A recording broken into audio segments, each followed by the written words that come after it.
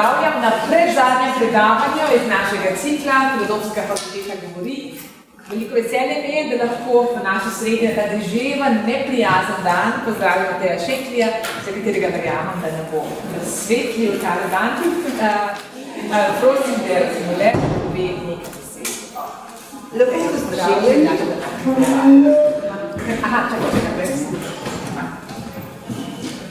Lepo pozdravljeni še enkrat vsi skupaj. Tudi meni je v bistvu zelo veliko veselje, da vam lahko nakratko predstavim, jaz bi rekla, enega največjih sodobnih jezikoslovcev z res širokim profilom znanja, ki ga spremljam od zadnjih 2 študijskih let, prek upeljevanja v mednarodno znanstveno skupnost, pa do njegovega razvoja in znanstvenega dela vse do danes. Matej Šenklij je diplomiral leta 2001 iz primerjalnega slovanskega jezikoslovja in slovenistike.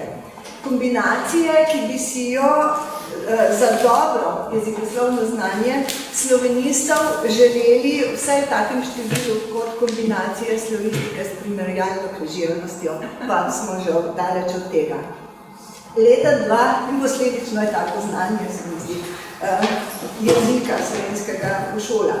Leta 2007 je doktoriral iz jezikoslovja, pogojen na Filozofski fakulteti Univerze v Ljubljani, kjer je na oddelku za slavistiko in oddelku za slovenistiko tudi sedaj predava predmete z področja primerjalnega jezikoslovja slovanskih jezikov, zgodovine slovenskega jezika in dialektologije ter slovenskega imenoslovja, kar je tudi vse njegovo področje raziskovalnega dela. Poleg tega, da je predavatelj na naši fakulteti, torej Univerzi v Ljubljani, je tudi sodelavec Inštituta za slovenski jezik, Jana Ramovša za SAZU.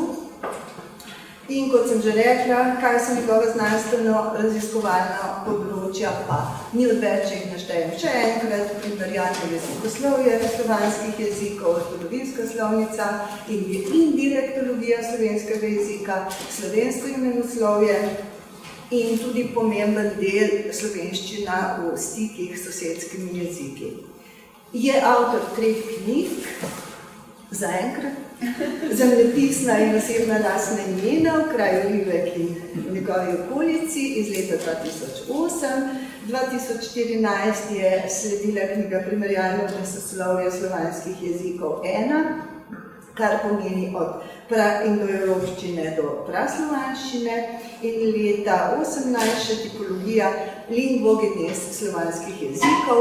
Poleg tega je avtor okrog 100 znanstvenih prispevkov, od leta 2007 dalje pa tudi zvezkov slovanskega lingvističnega atlasa in tudi vseh 3 zvezkov slovenskega lingvističnega atlasa. To so velika dela slovenske in slovanske dialektologije, bi lahko rekli. Moram reči, ker sem bila od samih začetkov zraven in mislim, da je prav, da poudarim, kako velik prispevek slovenskega jezikoslovja je bil Matej Šenklij v slovanski lingvistični atlas, v njegovo, lahko rečem, etimološko sekcijo oziroma sekcijo za morfonološko analizo besed vseh slovanskih narečnih govorov, se pravi čez 850 jih je, zlasti zaradi tega, ker je bil primanjkljaj na tem južnoslovanskem delu, res ni bilo strokovnjaka z tega področja in čeprav zelo mlad je takoj celo to mednarodno skupnost zelo fasciniral svojim bogatim, dobrim in obsežnim znanjem. Mogoče bi to omenila samo še oziroma poudarila, da iz tega seveda izhaja tudi to, da je priredil in uredil knjižico med Slovani, ki je bila narejena po žepni slovenščini, slovensko-angleški, potem vseh 16 slovanskih jezikih pravzaprav imamo sporazumevalne fraze za osnovno sporazumevanje, za osnovno komunikacijo. Da se ni treba poudarjati, seveda se stalno izpopolnjuje, že od študentskih let nadalje, Praga, Leipzig, Bonn, Vilna, recimo so taka mesta, pa da po teh tujih univerzah tudi predavno, po raznih univerzah v Italiji, pa Krakov, Gdansk, Moskva, Tübingen in verjetno se še kakšne našle. In seveda posebej lahko izpostavim učenje tujih jezikov. Mislim, da je Matej Šekli eden večjih poliglotov pri nas, saj poleg vseh slovanskih jezikov obvlada tudi sosedske jezike, ne samo italijanščino, nemščino, pač pa tudi furlanščino in madžarščino, da se izpopolnjuje v prednikih teh jezikov, torej v indoevropeistiki in tako naprej. Da pohitim od funkcij, naj omenim, da je član Komisije za standardizacijo zemljepisnih imen Vlade Republike Slovenije, pa tudi predsednik Državne predmetne komisije za splošno maturo za slovenščino, ki je trenutno zelo aktualno, kot veste, in še k nagradam. Torej njegovo znanstveno, pa tudi pedagoško delo je bilo opaženo, tako je bil leta 2020 prejemnik nagrade ustanove Patra Stanislava Škrabca za posebne dosežke na področju slovenističnega jezikoslovja, no pred kratkim pa je prejel zlati znak, se pravi nagrado ZRC SAZU za leto 2022 za vrhunske znanstvene raziskovalne rezultate. In leta 2021, ne pozabimo, covidna leta so bila priznanje študentskega sveta Filozofske fakultete Univerze v Ljubljani za nadpovprečno pedagoško in raziskovalno delo. Povedala bi lahko kolegu še marsikaj, zaključila bom pa s tem, da po vsem tem lahko sami vidite, da je zelo upravičen, da nam prav on spregovori o novo odkritem jezikovnem drobcu zgodnje slovenščine iz 19. stoletja o Heiligen Kroškem rokopisu. Prosim. Ja, hvala.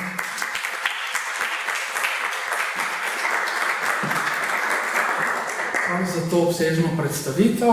Zdaj tudi vidim, da je večinoma znana to jezika, študentska jezika. Nekaj tudi znanih, jaz sem predavanje koncipiral tako zelo poljubno za širšo publiko, tako da študenti ne oprostite, če se bodo stvari ponavljali, če jih že poznate. Skratka, naslov mojega predavanja je, zakaj je jezik Heiligenkreuzskih števnikov zgodnja slovenščina in bo nekako potekalo v tem zaporedju. Najprej nekaj malega o samem odkritju, potem kontekstualizacija števnikov v zvezi s slovanskim jezikom v vzhodnih Alpah in zahodni Panonski nižini od nekako druge polovice 6. do konca 12. stoletja, nekaj malega o slovenskem jeziku v srednjem veku, potem bomo odgovorili na vprašanje, ki je v naslovu in mogoče potem na koncu še nekaj malega o odmevih v širši javnosti. Tako, začeli bi potem kar s prvim delom, torej kako je prišlo do tega odkritja.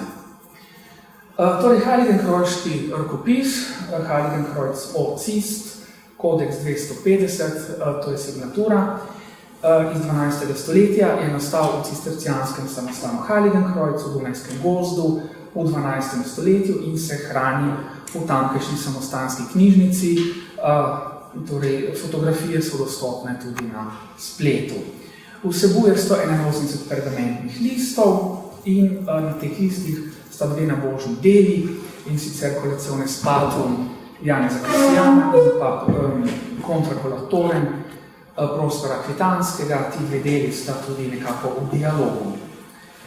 Na teh straneh, ki so navedene na ekranu, torej 8, 16, 24, 32, 40, 48, 56, 64, 72, zdaj se že ugotovili, da gre 8 plus 8 plus 8 na hrbtnih straneh teh listov in na torej sprednji strani 73. lista so kot mozaične kustode, to pomeni kombinirane kustode, z rimsko številko, kombinirane z besedo, izpisani števniki od 1 do 10 in sicer ne v latinščini, torej ki je jezik tega rokopisa, ali pa recimo v bavarski srednji visoki nemščini, ki je bila takrat tudi prisotna na tem območju, temveč v nekem slovanskem jeziku.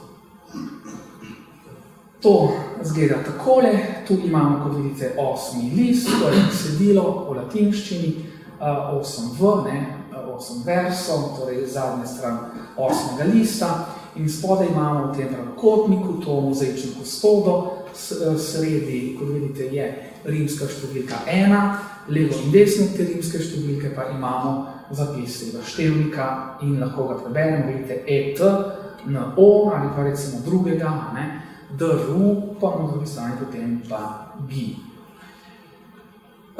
Zdaj, če te kustode nekako izrežemo iz rokopisa, dobimo to, kar je tu, 10 števnikov, torej, zdaj bom prav tako piše, etno, zelo verjetno, edno, zapisano, seveda D s T-jem, T s T-jem, to je zelo, zelo pogosto v bavarščini, potem drugi, tretji ji, torej G se je v stari in srednji visoki nemščini uporabljal za zapis tudi J, in posledično, kot bomo videli, tudi za zapis slovenščine. Potem je najtrši oreh, ces, tiri. Nek štir je tisto, ces, češ, pa tudi ne vemo, kaj bi lahko bilo. Potem je PA, kot vidite, pa potem nega ligatura NT, to je zelo verjetno pant, torej peta, z nosnim M. Potem je sci z T, vidite, to je verjetno 6, tisti I tudi ni čisto povsem jasen. Potem je, vidite, ZD, to je verjetno 7, OZN 8, sledi potem D-want, stheto, torej grškega alfabeta, torej to je verjetno D-went, zopet z nosnim samoglaskom, in potem še zelo verjetno D-zent, D-sent. Torej, to je zdaj teh 10 števnikov, bomo rekli nič, kakšen obsežen korpus besedila, ampak za fragmentarno dokumentirano slovenščino je pač to pomembno, ker je pomemben drobec v tem mozaiku. Kako je bilo z odkritjem? Števnike sta odkrila avstrijska strokovnjaka za rokopise, Alois Heidinger in Franz Lackner z Dunaja. Nato je preko Dunajda oziroma Študgarta so ti števniki prišli na Poljsko, preko profesorja Edvarda Podkovskega, v roko Tadeušu Levaškeviču in Veslavu Vidri, ki sta leta 2021 v znanstveni reviji Ročnik statistični objavila članek, ki je tu naveden, ki se glasi, bom v poljščini prebral, slovenske, karinske, podjunske, vprašaj, ličebniki, v vročinskem renkopiše z 3.4. veku. To pomeni, slovenski koroček podjunski, vprašaj števniki v latinskem rokopisu v 12. stoletja in v oklepaju potem navedena signatura tega rokopisa.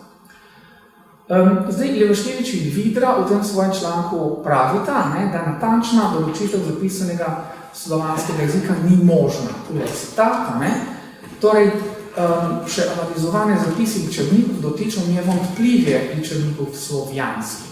Torej, nedvomno gre za slovanske števnike, pravita, ali jednoznačne skazanje konkretnega jezika slovjanskega nie jest možljive. Torej, to na strani 81. Avtorja sicer nekako predpostavljata, da gre za jezik slovenskega jezikovnega prostora, zaradi prisotnosti teh nosnih samoglasnikov, ki ste jih slišali po naredbi govorca 21. stoletja, zelo verjetno z neko koroško narečje, v prvi vrsti podjunsko narečje, podjuni, torej podjuna jamtal, na avstrijskem koroškem, ki stare nosne samoglasnike deloma pozna še danes. Zdaj, ker pa ima te poljske samoglasnike tudi poljščina in drugi lehitski zahodnoslovanski jeziki, pa ne izključujete tudi poljske osnove teh števnikov. Zdaj tudi, če si pogledamo, torej slovenski jezikovni prostor, današnji, torej v 21.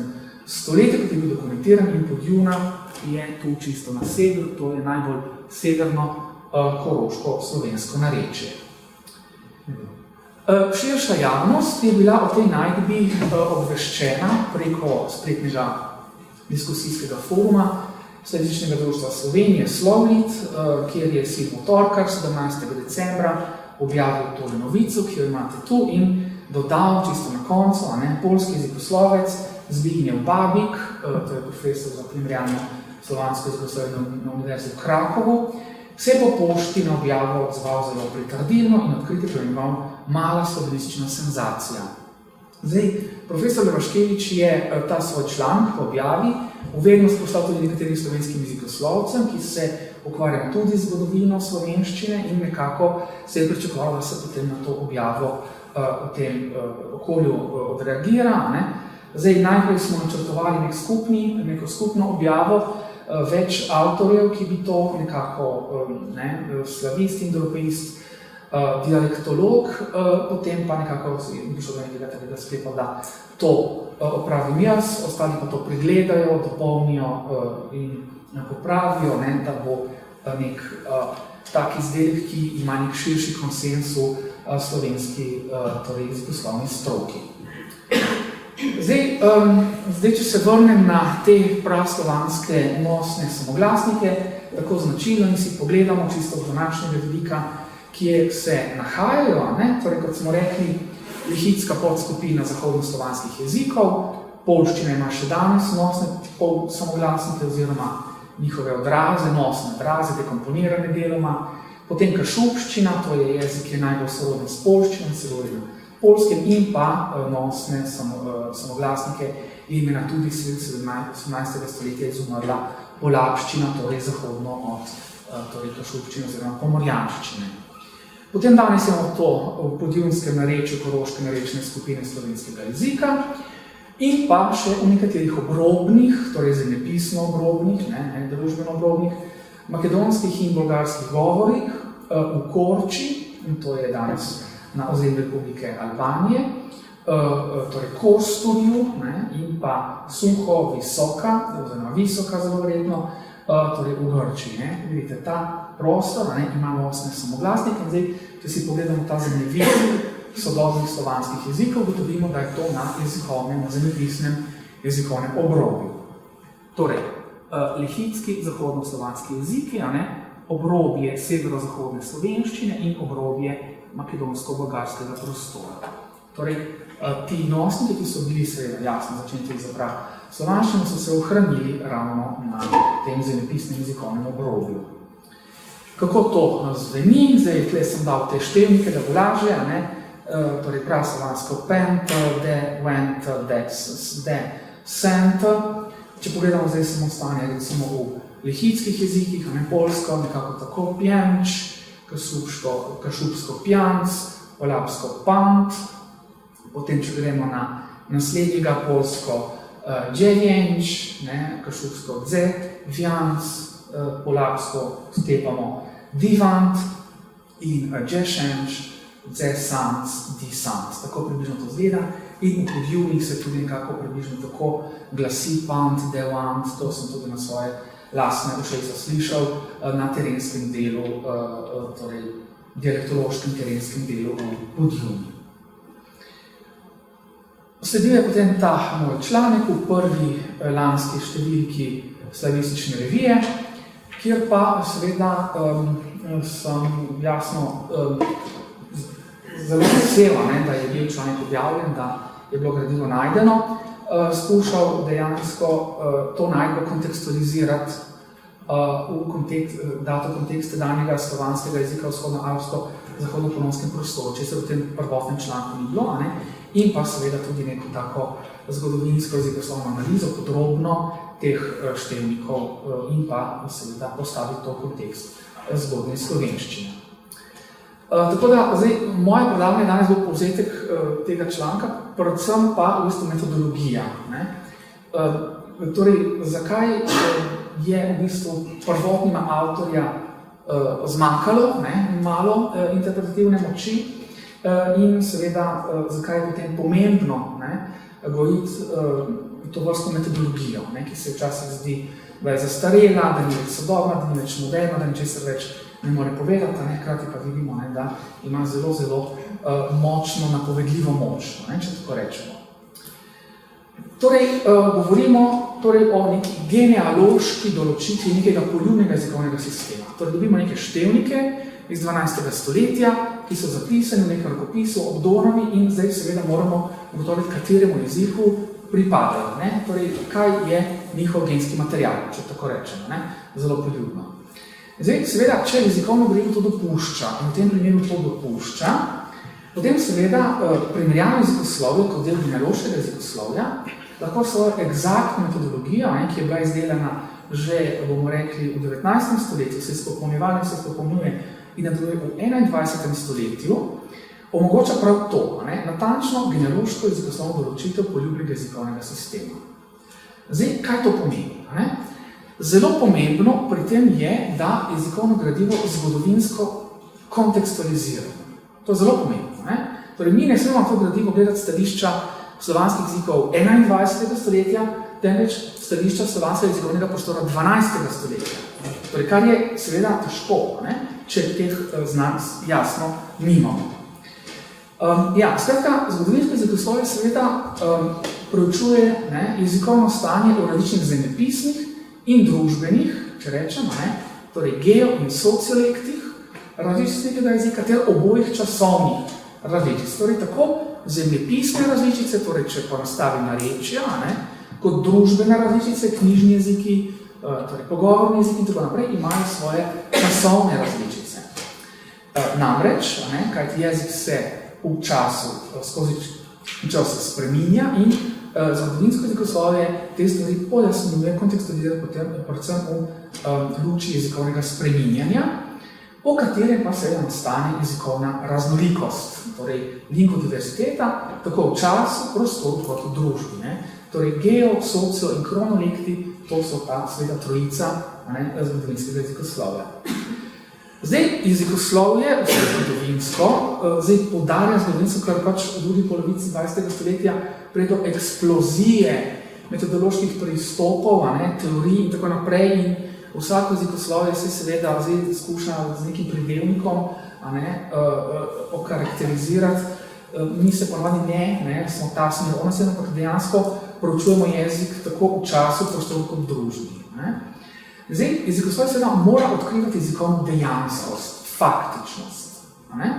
To pomeni, kaj to pomeni? Da v bistvu operiramo z nekim gradivom, z neko jezikovno prvino in jo opazujemo v času njenega nastanka, kako je nastala, oziroma pojavljanja, ko imamo neko gradivo o tej prvini.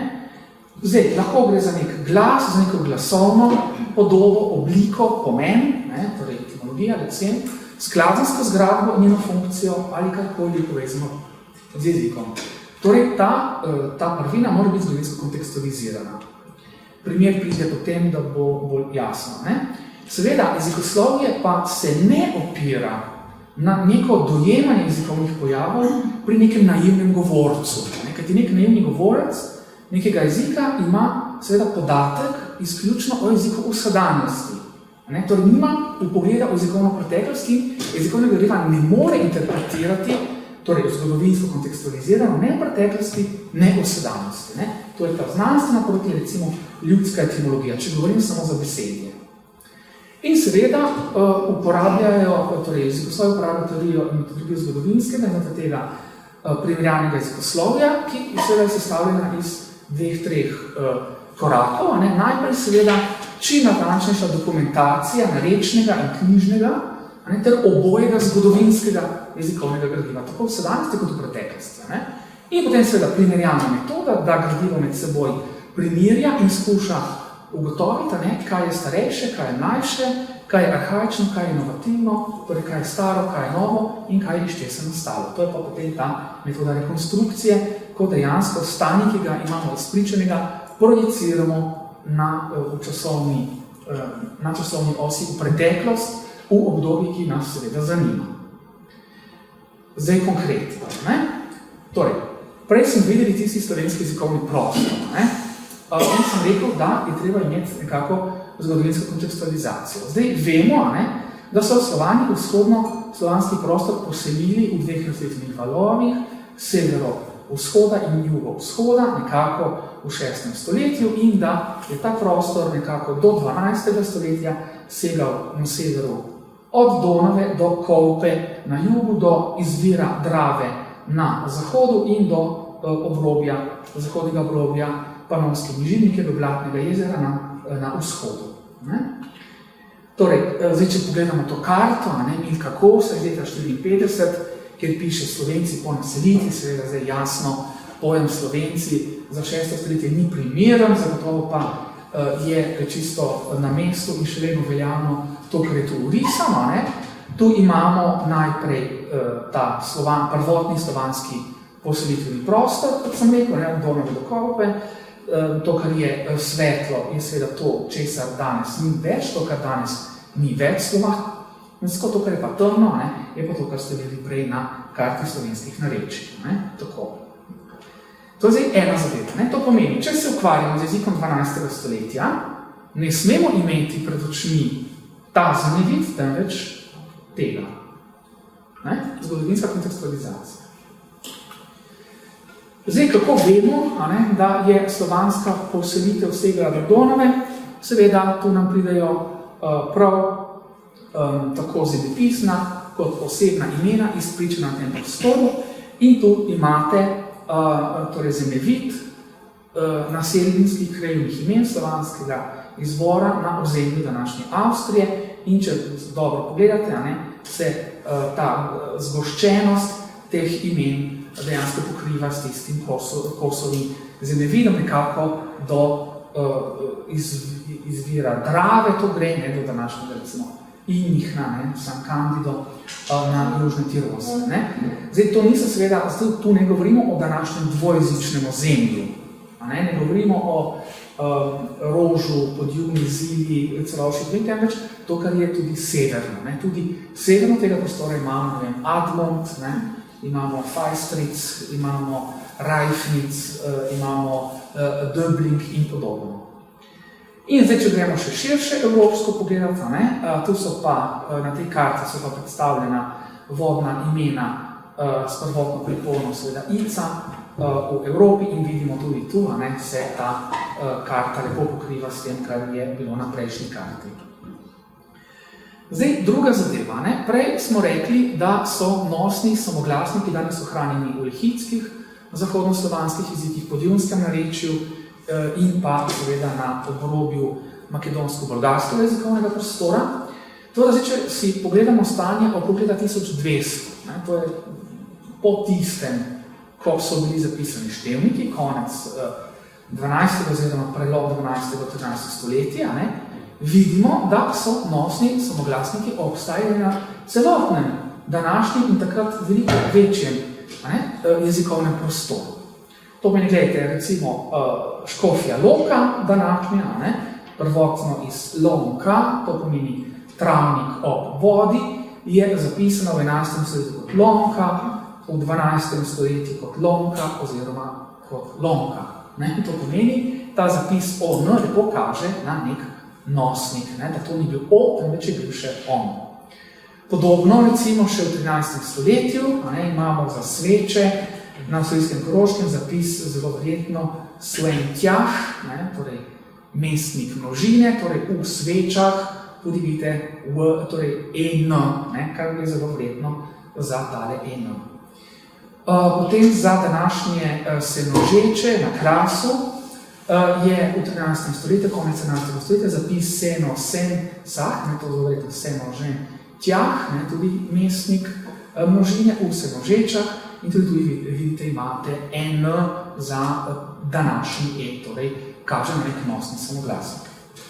Podobno je tudi z osebnimi imeni, ki so razpršena po latinskih rokopisih z tega območja, to so razne bratovščinske knjige, Salzburška, Sekovska, različni nekrologi, torej seznami mrtvih po različnih samostanih in sicer do Donave. Recimo Sankt Florian v Donavi, vidite, imamo Svento za zelo verjetno Svent, torej svet.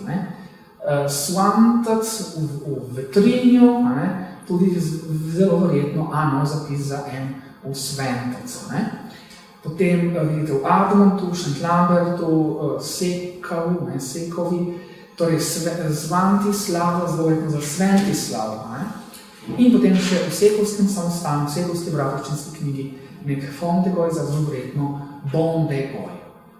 Torej, zdaj, če povzamem to, kar sem hotel povedati, s to zgodovinsko kontekstualizacijo, je to, na ta prostor moramo gledati stališča z vidika 12. stoletja in z jezika 12. stoletja. Jezik je takrat segal do Donave, od Donave do Kolpe in hkrati celotna slovenščina, severno od Kolpe, je imela nosne samoglasnike. To je zdaj zgodovinska kontekstualizacija. Drugo so pa seveda jezikoslovna merila, po katerih torej nekako določamo jezikovno sorodnost. Zdaj seveda za laika je osnovna enota jezika beseda. Torej mi rečemo tako, vi rečemo tako. Torej ne govorimo istega govora, istega jezika, istega narečja. V jezikoslovju, ki pa seveda jasno preučuje tako glasove, kot oblike, kot stavke, kot besede, pomene in tako naprej, torej na vseh ravninah, pa je najpomembnejše merilo tisto, ki je najbolj abstraktno. In sicer glasoslovno merilo. Torej za določenje genealoške pripadnosti njenega jezika in sploh jezikovne sorodnosti je seveda najbolj pomembnejši glasovi. Zdaj, če se izrazim nekoliko metaforičnost prispodobo, bi se lahko rekel, da so glasovi neke vrste genski zapis nekega jezika, nekega jezikovnega sistema. In to je zelo pomembno, da se to zavestimo. Tako, to je zdaj bil nek tak uvod, metodološki uvod. Zdaj bi pa šli kar konkretno in si ogledali, kako je bilo s tem slovanskim jezikom v vzhodnih Alpah v času, ki nas zanima, torej od slovanske poselitve tega prostora v drugi polovici 6. stoletja do konca 12. stoletja, ko je tisti končni datum, ko naj bi še obstajala ta zgodnja slovenščina. Torej, kot smo že povedali, ta prostor je bil poseljen v drugi polovici 6. stoletja in je segal, to še enkrat ponovimo, od Donave na severu do Jadrana in Kolpe na jugu ter do roba Panonske nižine na vzhodu. Tako približno v jezikoslovju rekonstruiramo prvotno slovansko poselitveno območje, torej v severno-karpatskem bazenu, torej severno od Karpatov, potem po letu 500 pride do razselitve Slovanov in nekako do leta 1000 imamo to maksimalno ekspanzijo, na zahodu do Labe, Sale in potem Donave izvira Drave in do Tržaškega zaliva, potem na Balkanskem polotoku globoko še do Peloponeza in potem na vzhodu daleč, proti Uralom na nekdanji baltski in pa ugrofinski jezikovni prostor. Ta zanimivitev smo se že ogledali, torej Slovani sem pridejo nekako v drugi polovici 6. stoletja. Ti datumi so seveda te letnice, izkazujejo propad torej nekdanjih antičnih škofij, torej centrov, civilizacijskih centrov mestnih škofij, kar kaže seveda, da je sem prišla neka druga populacija. Torej, prvotni prostor, zdaj kako vemo, torej prvi zgodovinski viri so, dejanski zgodovinski viri so z konca 6. stoletja, ko se ta prostor, natančneje prostor ob zgornji Dravi, v izviru Drave, v bližini današnjega Lijenca, torej antični Aguntum, seveda v virih, že pojavljajo prvi stiki, ne preveč prijazni, med Bavarci in Slovani. Zdaj, če to preberem iz zgodovine Langobardov Pavla Diakona, 4. poglavje, 7. razdelek. Torej, v tistih dneh je Hildebert, kralj Frankov, na Bavarskem za kralja postavil Tassila, tudi Tassilo prvi, ta je takoj z vojsko vdoril v deželo Slovanov in se potem ko jih je bil premagal, na lastno zemljo vodil z obilnim plenom. Ne. Torej, to se nanaša na leto 592, torej v bavarski zavesti, v zavesti tedanjega zahodnega civilizacijskega območja, je leta 592 zgornji tok reke Drave razumljen popolnoma jasno kot Sklaborna provincija. Sledi seveda bajovarizacija, to je teh virih bajovarn, torej bavarizacija vzhodnih Alp, ki se nekako začne, ne pa nima še tega svojega vrhunca proti koncu 8. stoletja, v frankovsko-avarskih vojnah Karla Velikega in njegovega sina Pipina. Skratka, po tem obdobju, ko se ta vzhodno-alpski prostor nekako pride v orbito, če tako rečem, orbito Frankov, se začnejo na to območje severa proti jugu priseljevati Bavarci in seveda seboj prinesejo svoj jezik, takrat je bila to bavarska stara visoka nemščina, ki se potem počasi od severa proti jugu začne zamenjevati slovanski jezik. Tu imamo zdaj prikazana stara visokonemška narečja iz nemškega jezikovnega atlasa.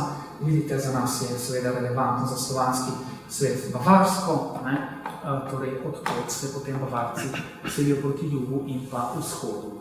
Zdaj, z alemanščino in frankovščino južni Slovani nismo imeli stikov. In seveda to je potem rezultat ob koncu srednjega veka. Zdaj, dokdaj Slovani zdržijo na čisto severnih območjih še kot zelo verjetno drobci, torej zadnje omembe, eksplicitne omembe Slovanov v virih ob Donavi zgoraj so iz 12. stoletja, v nekrologih samostana svetega Florijana ob Donavi, na Lžc sem dal tisti najbolj severni, torej prostor, kjer so Slovani dokumentirani, se omenita Ljubosta Sklava, torej bosta Slovanka, Uxor Lastej de Sipah, torej žena tega Lasteja iz Sipaha. In ko vidite, ta Sipah je na zahodnem bregu spodnji toku reke Krems, danes torej blizu Kremsa. Seveda, južne od tega prostora, seveda bolj, ko gremo proti jugu, več časa so Slovani prisotni v virih. To seveda jasno 15. stoletja, ko se pa seveda ta poselitev omeji na današnjo nemško jezikovno, torej nemško-slovensko jezikovno mejo na avstrijskem, koroškem in pa štajerskem. Tako, torej, zdaj vidimo čisto v virih, imamo Slovane na tem območju in seveda jasno njihov jezik, izpričan nekako od konca 6. stoletja 592 do nekako konca 12. stoletja. Zdaj pa pojdimo nekako ožje in si poskusimo predstaviti, kako je bilo zgodovino slovenskega jezika v srednjem veku, torej tisto obdobje približno od okoli 550 po začetku naseljevanja Slovanov do nekako objave prvih slovenskih knjig. Nekako to imamo v zgodovini slovenščine za srednji vek v slovenskem jeziku. Torej, v zgodovini slovenskega jezika seveda je obdobje srednjega veka, ki traja skoraj 1000 let, najdaljša in gledano stališča zunanje jezikovne zgodovine tudi najbolj dinamična epoha slovenskega jezika. To pomeni, v teh 1000 letih se seveda zgodi največ. Oblikuje se slovenski jezik in tudi že njegove narečne ploskve. Toda, stališča zunanje zgodovine jezika, torej zapisanega jezika, je pa to najbolj skopo in najbolj fragmentarno dokumentirano obdobje. Torej, največ se zgodi in najmanj virov ima. Torej, kot sem že rekel, spodnja meja slovanska naselitev tega prostora in zgornja meja izid prvih knjig. Zdaj, v tem obdobju se seveda iz praslovanščine, skupnega jezika prednika vseh slovanskih jezikov, ki ga datiramo nekako do leta 800, približno do Karla Velikega, takrat Slovani prevzamejo njegovo ime Karl za Korl in potem iz tega naredijo na jugu kralj, na vzhodu korolj, na zahodu kralj ali krolj, se preko neke alpske južne slovanščine, nekega umestnega torej krololekta 9.–10. stoletje izoblikuje samostojen zahodno-južnoslovanski jezik. Zdaj, v jezikoslovju seveda operiramo kot v vsej znanosti z modeli, torej in nekako moramo to periodizirati, modelirati. Seveda to zdaj ni čista resnica, ampak nekako je pa zelo dober model, ki zelo dobro pojasni dejansko stanje v jeziku in nekako tako si sledijo te časovne in pa zemljepisne različne slovenščine v vzhodnih Alpah in zahodnih panonskih nižinah. Od približno 550 do 800 je jezik še vedno praslovanščina, tako kako se je govorili v kasnejšem Kijevu, Novgorodu ali pa recimo Pragi in podobno. Potem od 800 do 1000 ta alpska južna slovanščina, še zelo blizu panonski, torej poznejši kajkovščini, primorski, kasnejši čakovščini. Potem je tisto obdobje, ki nas najbolj zanima, od 1000 do 1200, zgodnja slovenščina, torej nek jezik, ki mu že zagotovo lahko rečemo, da ni več južna, torej čeprav alpska južna slovanščina, pa da je že zgodnja slovenščina. Torej nekaj, kar ne more biti več kajkovščina ali pa čakovščina ali pa recimo češčina in slovaščina. In potem še lepo 1200 se začne oblikovati narečna slovenščina, se ta prostor začne narečno cepiti, najprej na dve prvotni nareči, makrogeolekta, severozahodno in pa jugovzhodno slovenščino. Ampak to je že v času po obdobju, ki nas tu trenutno zanima. Zdaj, to je treba popolnoma jasno povedati, da pri tem gre praslovanščina, alpska slovanščina, zgodnja slovenščina, narečna slovenščina, severozahodna in jugovzhodna slovenščina, gre za modele poimenovanja v jezikoslovju, ki seveda temeljijo na jezikovnih značilnostih teh idiomov. Torej, ničesar ne impliciramo glede identitete teh govorcev.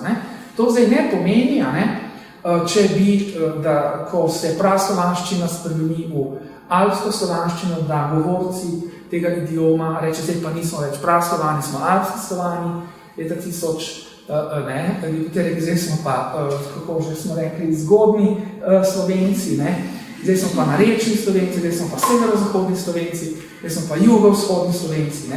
Bog ne da, da bi rekli, ja, mi smo pa zdaj stari Avstrijci, kajti tu bo nekoč Avstrija. Zdaj, to je seveda zveni smešno stališča nekoga, ki te stvari pozna, ni pa to samo umevno. Že prej smo videli, recimo, tako so zemljevica, torej Slovenci po naselitvi, ampak gledajte, še celo pri resnih znanstvenih, kot je recimo Otto Kronsteiner, slavist iz Salzburga, lepo v svoji knjigi Alpenslawischen Personennamen, torej alpsko-slovanska osebna imena, iz leta 1975, ki je nepogrešljiv vir za študij tega območja in je tudi vir za tudi te moje dejansko kontekstualizacije. Skratka, on pravi, da se bo čeprav je malo tako, se bomo v tej knjigi ukvarjal z imeni Avstrijcev. Med 8. in 13. ki so tu živeli v 8. in 13. stoletju. In sicer tiste skupine Avstrijcev, katerih materni jezik ni bila nemščina oziroma bavaščina, ampak tisti nek slovanski jezik, ki ga zaradi pomanjkanja točnih navedb imenujemo s tem zemljepisnim imenom Alpenslavisch, torej alpska slovanščina. To je recimo tak kaliber nasede nekim upravno-političnim enotam, ki so nastali leta 1918. Tako, če pogledamo. Zato opozarjam na te stvari. Hkrati pa seveda so pa tudi potem drugod pojavlja, če rečem zdaj, zgodnje slovenske, da vse niso bili še Slovenci, ne morete dati nekega imena, s katerim se nekdo identificira, kajti na drugi strani pa rečemo o srednje južnoslovanski, vzhodno južnoslovanski. Zdaj, če hočete biti pa zelo pikolovski, pa lahko rečemo, so slovenski, severozahodno, južnoslovanski, proti osrednjim in vzhodno južnoslovanskem, da res ne bo nobenih ovir, torej ovir v kanalih, sporozumovalnih kanalih. Kajti te stvari so lahko ovire pri določenih ljudeh. Dobro, narečna slovenščina, okrog 1200, tu imate iz enega srednješolskega učbenika, torej severozahodno, jugovzhodno narečje, potem severno-zahodno, južno in vzhodno in potem seveda to, kar imamo danes, torej 7 narečnih skupin.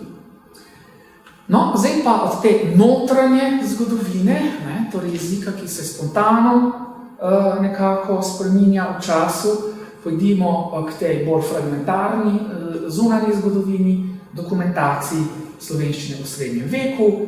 Zdaj, kot vemo, najpomembnejši tudi ta prvi tak večji tekst so frajzinški oziroma brežinski spomeniki, zapisani tam nekje okrog 1000, ki pa že predstavljajo, če ste se dobro zapomnili, kaj na tistem tabeli, nek prehod med alpsko slovanščino v zgodnjo slovenščino. To lahko že rečemo, da to ni več samo alpska slovanščina, ampak da ima že določene značilnosti, ki kaže, da gre za slovenščino.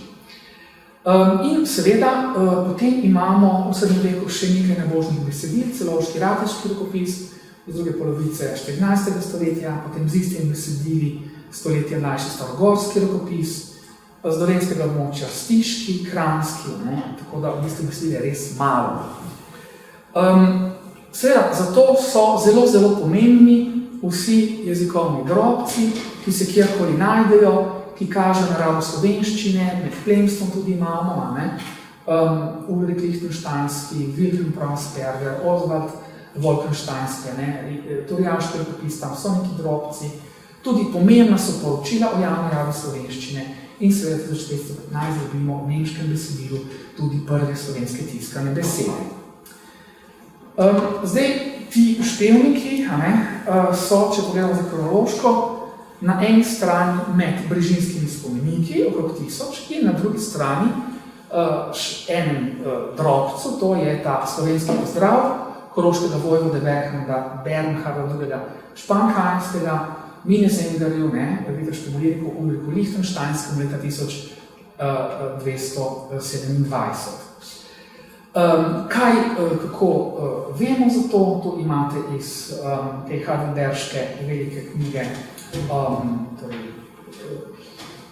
Videške lirike, prikazan na njegovo podobo, pravlečeno Venero, na konju, jezdi in se bojuje od nekako mesta pri Benetkah, potem čez Furlanijo, Koroško, avstrijske dežele do Moravske in leta 1227, torej ne bi na tem pohodu prišel tudi na Vrata, torej v Zilski dolini, torej na meji med Zilsko in Kanalsko dolino, in tam bi ga, ko poroča v tem romanu, Bernhard pozdravil s temi besedami, Bog vas primi, kraljeva Venus, torej Bog vas sprejmi, torej kraljica Venus. To je Bernhard, njegov kip v Celovcu na Novem trgu, tudi ustanovitelj na drugem mestu Celovec, takrat se potem začne središče Koroške Šentvida Celovca, in to je ta zdaj iz Vruelen Dienest, ta citat. In tako se je na slovenskem pozdravljalo, torej zelo dolgo, to imamo tudi v virih ta pozdrav sporočen in sam sem ga slišal tudi v Potočah v Zilski dolini. Ko sem prišel, so me res pozdravili, torej v začetku 21. stoletja, Bog vas primo z Zilšče daline. Tako, ampak to je zdaj že, lahko bi rekli, ta narečna slovenščina, zelo vedem tale Bog, je Bog ali kaj takega, tak severno-zahodno-slovenski prefiks. Tako, zdaj se pa počasi premikamo k zaključnem delu predavanja in bomo poskusili odgovoriti na to vprašanje v zvezi z metodologijo in zgodovinskim kontekstom, ki je bil tu predstavljen. Odgovorimo na vprašanje, zakaj je jezik Heidelberških števnikov zgodnja slovenščina. Še prej pa nekaj malega črkopisov, kar je bil res čudana, bi rekli. Skratka, podobno kot vsi srednjeveški rokopisi, torej začenši z brežinskimi spomeniki, kot tudi v bistvu vsi ti drobci, so zapisani s črkopisom, seveda, s katerim sta se tedaj zapisovali bavarska stara in pozneje srednja visoka nemščina. To meni, mi moramo, v bistvu je zapisan ta jezik z nemškim črkopisom. Podobno kot je recimo angleščina, srednja angleščina zapisana starofrancoskim črkopisom. Tako, ravno narobe z današnjega središča. Glas S se zapisuje večinoma s črko Z, glas Š pa s črko S. To se je popolnoma jasno, namreč s črko S se je takrat v nemščini, to je do 750, zapisoval tale Š, vidimo škado, to pravzaprav je kot škoda, ali pa miša, to kot mša, danes maša, žvebal oziroma bavarsko žvepal, pravzaprav kot žveplo, kot vidite, s tem S-jem se zapisuje ta nemška Š oziroma Ž, kar se v slovanščini potem v slovenščini pravi kot Š, medtem ko se s tem Z-jem, tle piše fazon, ta današnja fasten, zapisuje pa S, fasten. In zato imamo potem tak zapis. In zdaj, če pogledamo angleške spomenike, za deneš je Š zapišen S, tako kot v varski, ali pa uslišal Š S, ali pa bože, recimo S. Na sem svetje, kot vidite, pa S Z, ali pa bosa, zavist in tako naprej Z. In tudi Halina-Krojški števniki so zapisani na ta način. Torej 7 Z-jem, 8 Z, kot tisti fason, in 10, torej s teme Z-jem. To vemo že zelo dolgo, to je zelo verjetno, na to je pozoril že Leski v svojem seminarju, o Jeni, to o tem poroča Braune, v članku 1874, Die Altslovenischen Freisinger Denkmäler in tako naprej, in njihov odnos do nemškega črkopisa, bi danes rekli, ima to seveda tudi potem v svoji standardnem delu stara visokonemška slovnica. In ravno zapis družinskih spomenikov je v bistvu omogočil, da so germanistiki druge polovice 19. stoletja ugotovili, da se je S takrat že po letu 750 spremenil v nek Š oziroma Ž, pravi on ešartige Aussprache. To pomeni v bistvu način izgovora s Š. To potem imamo celo monografijo na to temo, to seveda potem je poznal tudi Ramovš, je poznal tudi Milko Kos, tako da te stvari so precej znane. Torej, na podlagi tega vedenja, kako je bilo, skratka tu seveda jasno ne moremo, mimo teh medjezikovnih stikov, poznavanja sosedskih, stičnih jezikov, v tem primeru nemškega jezika, lahko potem interpretiramo te števnike, tako kot so interpretirani zdaj v tej preglednici. Zdaj, večina števnikov je glavnih. 4 zelo verjetno, 5, 6, 7, 8, 9, 10, to so glavni. Eden je celo v obliki srednjega spola, edno, zelo verjetno, eno, ne bi bilo, nekatera narečja imajo še danes, edno, torej srednji spol, 2 sta pa vrsti na drugi, tretji. Zdaj, to ne pomeni, da ste takrat šteli, eno, drugi, tretji in tako naprej, ampak seveda ne vemo, zakaj je avtor zapisal različne vrste števnikov. Zdaj, ta srednji spol je mogoče kalk po latinščini, primum ali pa lahko tudi eins, torej srednjega spola. Zdaj, kaj potrjuje to, da gre za zgornjo slovenščino? To potrjujeta 2 glasovni lastnosti. Rekli smo, da so glasovi genski kod jezika in sicer en arhaizem in ena inovacija, torej ena starina in ena novost, ki se je v tem jeziku zgodila. In sicer, zakaj gre? Ti 2 glasovni spremembi, za kateri imamo srečo, res imamo srečo, da sta dokumentirani v teh res 10 števnikih, ta jezik tega prostora zelo jasno razlijujejo od prostora severne od tega, to pomeni češčine in poznejših, češčine in slovaščine, in pa na drugi strani na jugu hrvaške kajkovščine in čakovščine.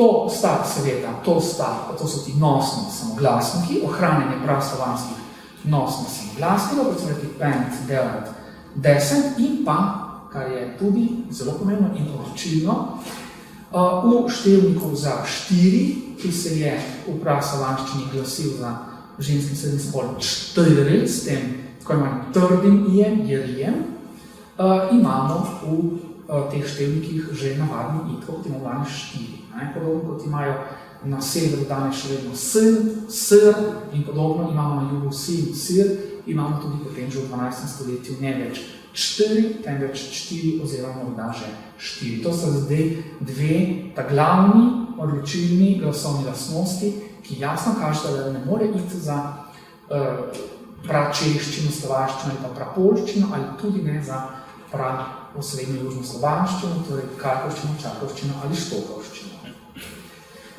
Torej, nosniki so takrat, kot smo rekli, obstajali na celotnem prostoru, od Donave do Kolpe in sicer vsaj do 12. stoletja, do konca 12. stoletja. Zdaj, zakaj jezik teh števnikov ne more biti prednica poznejših češčine in slovaščine ali čakovščine in karkovščine? Enostavno zato, ker ti jeziki v tem času, njihove časovne različice, niso imele več nosnih samoglasnikov. V 11. stoletju, tu zdaj zopet zgodovinsko kontekstualiziramo, imamo tako v praških listkih, torej z današnjega, recimo temu češko-slovaškega jezikovnega prostora, imamo že ustne, torej ne več nosnih samoglasnikov, primer kupiša, torej kupili so za kupišem in pa prestupi, prestopil je, zagrešil je, za prestompi. Skratka, pent, delent, descent ne more biti stara češčina ali slovaščina.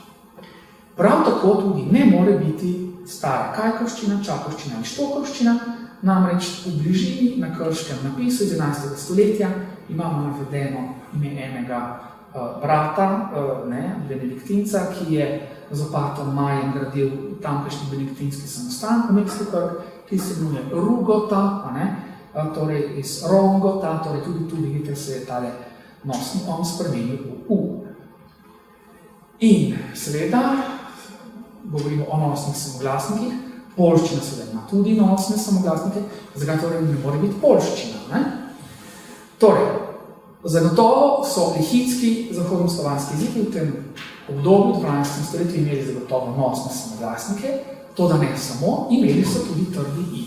Torej, staropolsko je bilo še v 14. stoletju, vsaj še v 14. stoletju, 4. Torej, če imamo v teh števnikih zapisano 4 oziroma 4, to seveda ne more biti kateri od teh lihitskih jezikov. Torej, zdaj, če povzamemo, lahko rečemo, da je jezik heidelberških števnikov nekoliko mlajša različica jezika, ki ga imamo izpričanega v brežinskih spomenikih, če zelo enostavno rečemo, je še nekoliko bližja sodobni slovenščini.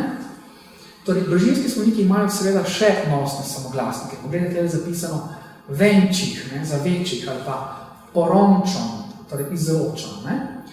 Toda v brežinskih spomenikih že vidimo, da se tale trdi jeri že počasi spreminja v I, oziroma kar pospešeno. Imamo še zapisano, recimo, biti, toda imamo že zapisano biti, sinove, smisla, razmerje med tem trdim ijem in navadnim ijem je že 5 proti 53, torej že v brežinskih spomenikih je bil tale trdi I v začetku 11. stoletja neka starejši ostanek, relikt v položaju za ustničnik. Torej, heidelberški števniki pa nosne samoglasnike še vedno poznajo, logično, tako kot brežinski spomeniki, toda v števniku 4 oziroma 4 ni nobenega sledu po trdem I več, kar pomeni, da gre že za mlajšo različico jezika tega stoletja. Zdaj, to, kar je ta drobec pomemben, ker imamo zdaj še en majhen košček mozaika, tej zunaj zgodovini slovenščine, torej v 300 letih, tako rekoč, torej tri besedila pa par drobcev, je tudi pomembna ta najdba zaradi metodologije, torej ti števniki potrjujejo rekonstrukcijo, ne, to, kar smo prej omenjali, da počne primerjalno zgoslovje, da skuša v neko obdobje, ne, torej v nekem obdobju rekonstruirati stanje jezika, kot je bilo takrat. Ne. Potrjujejo rekonstrukcijo, ne, do katerega seveda je zgodovinsko jezikoslovje prišlo na podlagi analize starejšega tipa jezika družinskih spomenikov, ne, torej okrog leta 1000, in seveda tega precej mlajšega jezika, ki je sporočen potem v naslednjem časovno zaporednem spomeniku, torej celovškem ali rateškem rokopisu iz druge polovice 14. stoletja. Ne. In to je pomenilo, ne, torej rekonstrukcija, če je pravilna, seveda ima to moč napovedljivosti. Ne. To res, kar je zgodovinsko jezikoslovje hipotetično napovedalo, ne, je znova odkritim zgodovinskim jezikovnim gradivom potrjeno, ne, kar pomeni, dejansko je ta teoretični metodološki pristop v zgodovinskem jezikoslovju relevanten, torej da rezultate, ne, in da seveda jasno ta akumulacija znanja, ki zdaj poteka že več kot 200 let, ne, če štejemo Bopa za začetnika te metode, recimo ta pravega, torej ni bilo zastonj, ne, vse to dela. To je tudi pomembno izpostaviti. Tako, zdaj pa bi še nekaj malega o odmevih tega odkritja, kot veste, je takrat poročala televizija Slovenija in potem je bil cel pomp okrog tega, ne, tako da bi zdaj mogoče še tele malo orisal, kaj se je potem zgodilo po tej najdbi in kaj so te novosti, recimo, ki se zgodile po objavi teh člankov. Torej, kot veste, je o tem poročala televizija Slovenija v oddaji Dnevnik 12. junija 2022. Posnetek naj bi bil torej dosegljiv na tem kliku. Potem so bile različne oddaje, torej, kjer se govorilo o tem jezikovni pogovori 8 dan in podobno, ki so sledili. No, zdaj ena zelo zanimiva zadeva, ne, ki se je zgodila in je zanimivo stališča jezikovne kulture, sociolingvistike, družbenih razsežnosti slovenskega jezika, je to, ali Heiligenkreuzer, torej v Sloveniji Heiligenkreuški ali Svetokriški, ne, namreč v tem prispevku, ne, so rekli veliko jezikoslovno odkritje v Svetokriškem rokopisu, ne, na televiziji Slovenija. Sicer torej so prevedli, ne, Svetokriški kot, torej Heiligenkreuzer kot Svetokriški, ne. Potem pa smo nekako ustrajali s tem Heiligenkreuzer, no, potem smo pa celo vprašali, zakaj pa ne upravljate našega prevoda, ne. Televizija Slovenija ima se rekel, ja, seveda, jasno, da imena slovenimo, če imajo neko kontinuiteto, ne. Zdaj, jasno, če imamo celovec izpričan od začetka, bomo upravljali celovec, bomo neki Klagenfurt, ne, ker je pač to v slovenščini, torej del slovenskega prostora, nekdanjega, sedanjega in ima kontinuiteto v slovenščini, kot sorodni, ne, toponimi. Seveda, nekaj, kar pa jasno je zelo daleč, ne, in seveda nima neke kontinuitete, ali pa neke tradicije, po drugi strani pa seveda vsaj v skladu s slovensko jezikovno kulturo ni, da bi prevajali. Ne. V 19.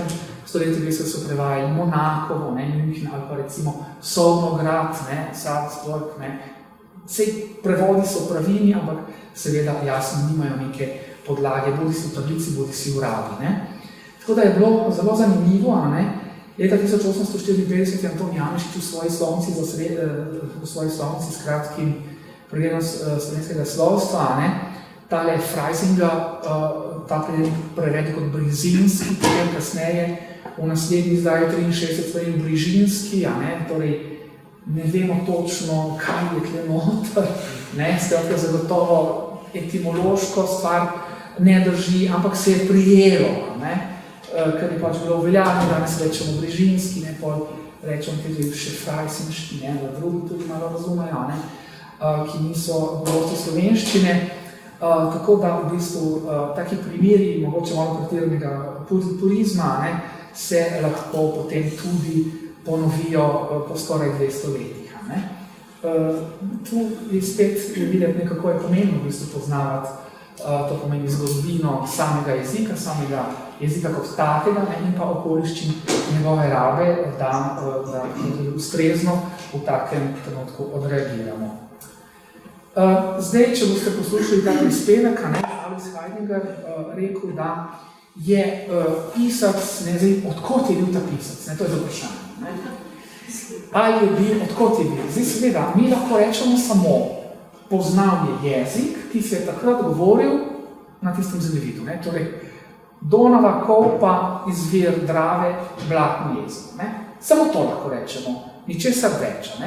Ali je bil z katerega drugega konca, ali je bil izhajal, ne moremo vedeti. Kar lahko jasno rečemo, in tu se seveda faktična znanost ustavi, je to, da je jezik tega območja. In seveda, pogledajte to izjavo, mislim, da vam celo prevod, pravi, ja, seveda, ta pisec, ki je zapisal ta rokopis, več kaligrafskih rokopisov, je torej tudi znan iz Rajna, da je neke druge cisterce, na zgornjem Štajerskem, ki pa je imela stike stično. Torej, Rajn, Heiligenkreuz, stična, bilo je povezano, mi njih zakrožili, torej bi lahko bil iz stične, bi lahko bil Dolenc, bi lahko bil iz Slovenije.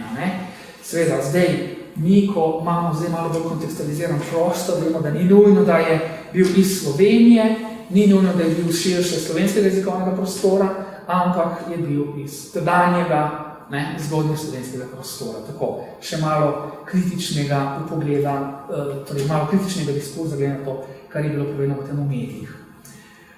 Zdaj, splet srečnih okoliščin je bil, da so potem lani julija ponatiskovali učbenik Slovenščina 1 moč jezika, ki ga je uredila Aleksandra Lutar Ivanc in me pokliče pa reče, kaj pa če bi dal te števnike noter, tako pač. Zakaj pa ne? Je potem zdaj tako, da imamo v tem poglavju zgodovini slovenskega jezika, ki ima naslov Držiti spomenik in zgodne slovenščine 12. stoletja in prej bil samo razdelek Berlinski spomeniki, zdaj imamo še nek tak manjši razdelek, zgodni slovenski števniki v Heiligenkreuzskem rokopisu, tako da imamo nekaj malega 11. pa nekaj malega tudi iz 12. stoletja in tisti najbolj motivirani, najbolj zmožni dijaki v srednji šoli se lahko tudi poskusijo s tako zelo enostavno nalogco, da dešifrirajo te števnike in Heiligenkreuzskim števnikom pripišajo sodobne slovenske ustreznike. Ni še konec. Na enem mojem predavanju v Cankarjevem domu Najslovenščina odmeva, ki ga je organizirala sekcija za slovenski jezik pri Slovenski matici, je Nataša Golob, zaslužna profesorica Filozofske fakultete Univerze v Ljubljani, opozorila, da je ta datacija, ki sta jo Levoštevič in Vidra uporabila, torej druga polovica 12. stoletja in sem jo zelo nekritično prevzel, da ne drži.